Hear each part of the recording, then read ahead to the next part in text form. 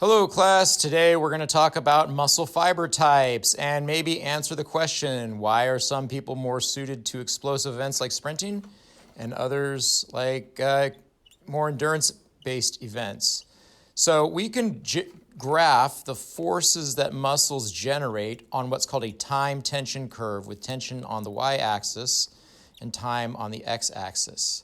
Our first type of muscle cell or muscle fiber is one that generates a moderate amount of force and it reacts relatively slowly to a stimulus. So if this arrow represents a stimulus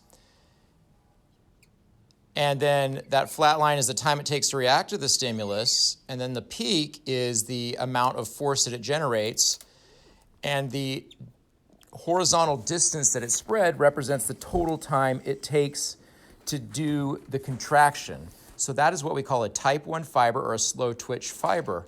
The next type of fiber is called a type 2A fiber or an intermediate fiber, and as you can see, it reacts a little bit more quickly to the stimulus, reaches a higher peak force, and is done contracting a little bit more quickly.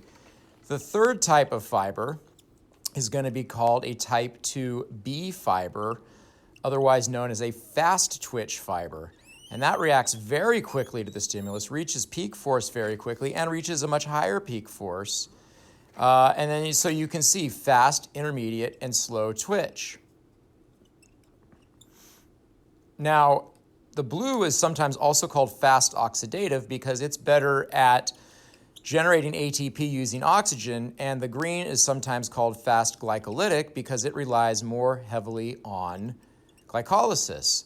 Now, the cool thing about type 2A fibers is that they're trainable, so they can become like type 1 or type 2, depending on how you train them. I hope that helped. And I hope that helps. If you like what you've seen, please hit like and subscribe to Mr. Bernard's channel. Thank you. Bye-bye.